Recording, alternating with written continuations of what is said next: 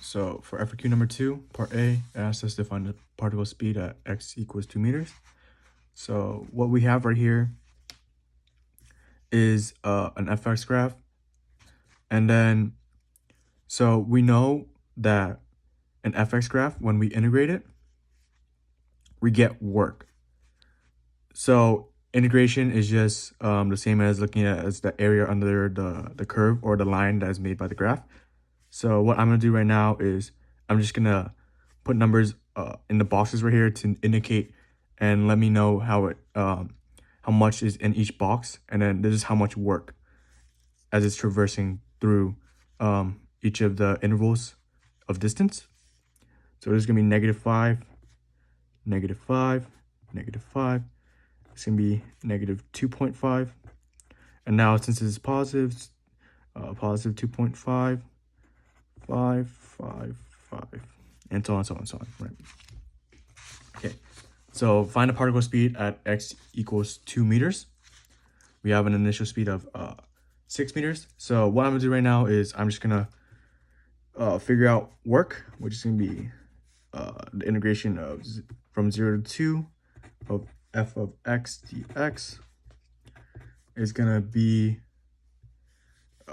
equal to -10 joules, because we add -5 and -5 right here. And then what I'm gonna do right now is I know that work is equal to the change in KE. So it's gonna be 1/2 mv at x equals 2 meters.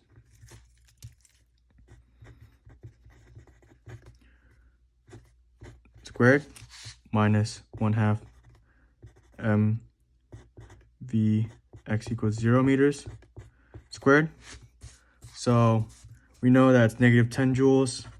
It's gonna be equal to 1/2 4 kilograms. So V final, which is gonna be V at x equals 2 meters squared minus 1/2 4 kilograms 6 meters per second squared. This is the V initial at 0 because it says right here the V at x equals 0 is going to be 6 meters, meters per second. My bad, I'm sorry. So once you plug that all into the calculator, it's going to give you VF equals the radical of 31, like that. After you isolate, so this is going to turn out to be 72. And then when you add over here, it's going to be 62. Divide by 2 is going to be 31. So VF, which is V at x equals 2 meters, is going to be 5.568 meters per second. Like that. Part B. Part B asks to find the time it takes to travel from x equals 0 to x equals 2 meters. What I know is that impulse is going to be equal to the F average times delta T. F average, the F exerted onto the particle from 0 to 2 is going to be -5 right here. So it's going to be equal to -5n delta T.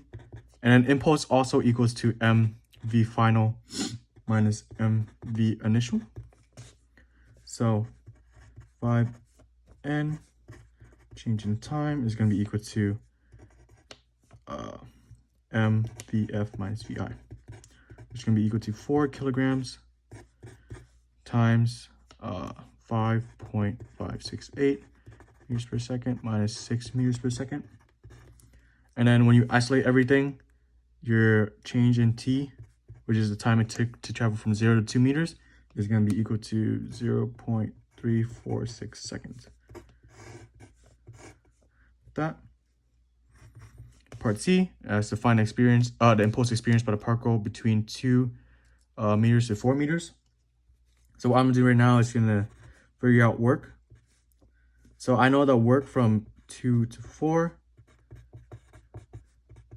from 2 to 4 right here is -7.5 joules, because I add the -5 and 2.5.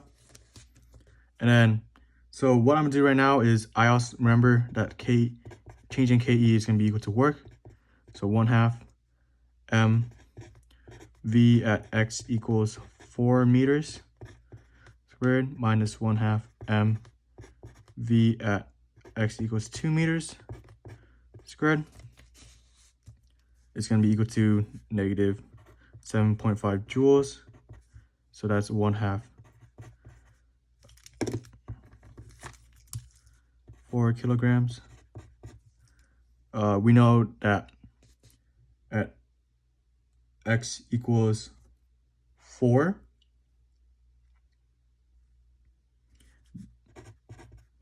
it's VF, right? VF squared minus 1/2 4 kilograms, like that. And then at x equals 2, we found that right here, which is 5.568 meters per second.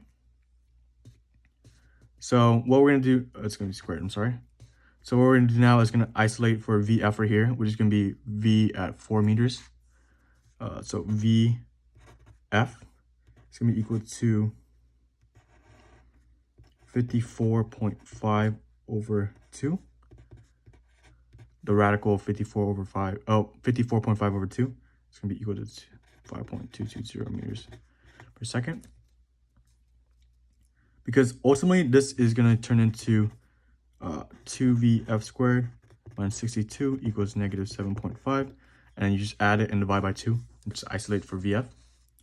So for impulse, we know that it's mVF minus VI. So VF in this case is the speed at the velocity at 4 meters, and then VI is gonna be the velocity at 2 meters. So it's gonna be 4 kilograms. So this velocity right here minus 5.568. And then when you plug that into the calculator, you get negative 390 kilograms times mass over seconds. That D. So D asks, find the impulse experienced by the particle between x equals 3 and x equals 5.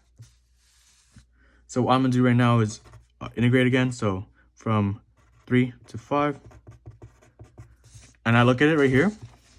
From 3, which is right here, it's gonna be negative 2.5. So from 3 to 4, it's gonna be negative 2.5. But from 4 to 5, it's gonna be 2.5.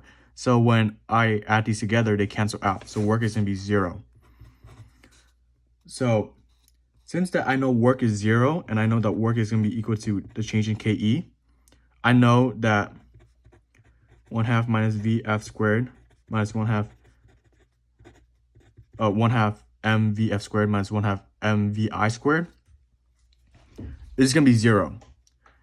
And then what I know is that this tells me that VF is gonna be equal to VI, because 1/2 MVF squared equals 1/2 MVI squared, because there's no change. And then since these are constants, we know that VF equals VI. So since VF equals VI, and an impulse, the whole premise of impulse is change in speed, right? And then since VF equals VI, this is gonna be 0. This is gonna equal to 0. So the total impulse is gonna be 0 as well. From 3 to 5. Part E asks to find the particle speed at x equals 10 meters. So what I'm gonna do now is, once again, find work by integrating. So from 0 to 10, f dx. So I know that from 0 to 4, it's gonna be negative 5, negative 5, negative 5, and negative 2.5. It's gonna be negative 17.5 plus 2.5 plus 555. That's gonna be another 17.5. And assuming that the force continues on to 10 here and right here, so 9, 10. There's gonna be another 5 and a 5, so it's gonna be plus 10. So ultimately, the work is going to be 10 joules, like that. And then, as we know before, that's going to equal the change in KE. So 1/2 mvf squared, and this VF is at 10 meters. 1/2 mvi squared, and this VI is at 0 meters, which is 6. So the VI is 6 meters per second. So just plug it in. 10 joules equals 1/2 4 kilograms VF squared minus 1/2 4 kilograms 6 meters per second squared. Add it all together, you're gonna get a VF equals 82/2, like that, because this ultimately is going to turn into 72 added over here. It's going to be 82 divided by 2, and then it's going to be 82/2 equals VF squared, and then you radical everything to get this right here to isolate for VF, and then that's going to equal to 6.403 meters per second, and then that's your speed at 10 meters. Part F. Does the particle turn around at some point and head back towards the origin? So what I'm doing right now is I know the initial KE is going to be equal to 1/2 mvi squared, right?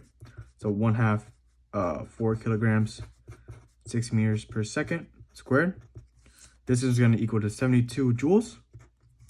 So KE final equals KE initial minus the work against it, work done against it. And work done against it is going to be the negative works, the negative values of work right here.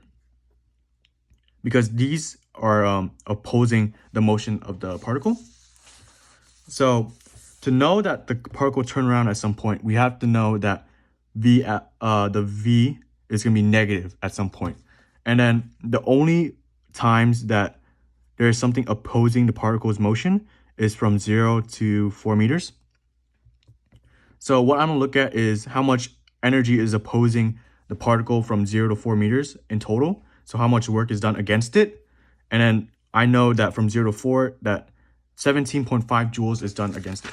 So from 0 to 4, we know that minus 17.5 joules. So that's the only time it's negative, because anytime it's past 4 meters, it's all positive. So it's pushing, it's going to be working with the particle, and it's going to be increasing the velocity of the particle in the direction it was initially. So this is the initial KE, this is the initial energy, and then this is the energy opposing it. And then we know that this ultimately is going to be a positive value, right? And then since it's a positive value, and then we know that KE is going to be equal to KE. It's going to be equal to 1/2 mv squared. 1/2 m is going to be a constant, and it's going to be a positive constant, right? So if we take the radical of a positive, we always get a positive. So it's still heading in the same direction as it was initially, so it's never turning back. So part G, it asks to repeat part F. So we're going to do the same process, KEI, 1/2 mvi squared. It's going to be 1/2 4 kilograms, 2 meters per second squared. 2 meters per second, and then you square it. It's going to lead you to, this is going to be 4 times 4 is 16/2. It's going to be 8 joules. So KE final is going to be equal to KEI minus the work. So it's 8 joules minus 17.5 joules. And this is going to turn into a negative number. And since it's negative, we know that the velocity is heading towards the other direction. It turned back now, because the work done against it has overcome the initial energy that it was given when the initial velocity was 2 meters per second. So yes, this does turn back, and no, this does not turn back. Thank you.